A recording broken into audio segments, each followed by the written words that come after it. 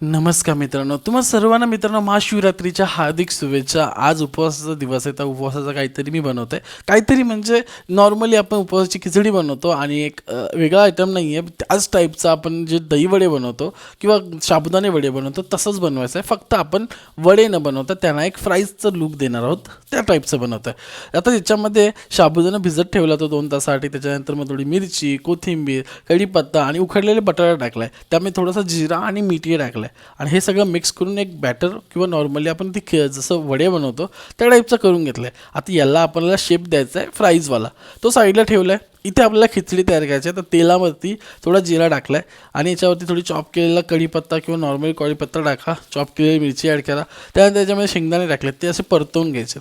आता याच्या खिचडीमध्ये किंवा तुम्ही साबुदाणा फ्राईजमध्ये जे काही यूज केले ते आमच्या इकडे उपवासाला खाल्लं जातं. तुमच्या इकडे जर नसेल खाल्लं जात कोथिंबीर मिरची वगैरे, तर तुम्ही स्किप करू शकता. याच्यामध्ये उकडलेला बटाटा खिचडीमध्ये आणि साबुदाणा तो जो आपण भिजत ठेवला होता, 2 तास साबुदाणा भिजत ठेवल्यानंतर प्रॉपर तो होतो.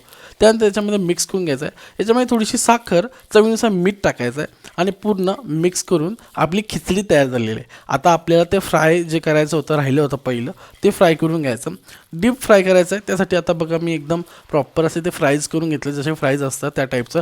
केअरफुली आपल्याला याच्यामध्ये टाकायचं आहे आणि ते एकदम फ्राय करून घ्यायचं, थोडंसं गोल्डन ब्राऊन होईपर्यंत. जास्ती हे करू नका, कधी कधी ते फुटलंही जातं. आय डोंट नो ते कसं फुटलं जातं, पण ते फुटलं जातं. तो थोडी काळजी घ्या, माझं बनवताना एकदा फुटलं आहे. ठीक आहे, अशा प्रकारे आपण एकदम नॉर्मली उपवासाचा असा आयटम 2 बनवले, ज्याच्यामध्ये खिचडी आणि एक फ्राईज आहे. आता खरं तर उपवासाला एवढं काही खाल्लं जात नाही, थोडंफार तुम्ही खा, खजूर खा, शेंगदाणे खा, जास्ती काही खाऊ नका आणि खाल्लं तरी खा, पण एकदम लिमिटेड खा, नाही तर उपवासाच्या जागी जेवणच केलं जाईल. ठीक आहे. सो परत एकदा हॅपी शिवरात्री आणि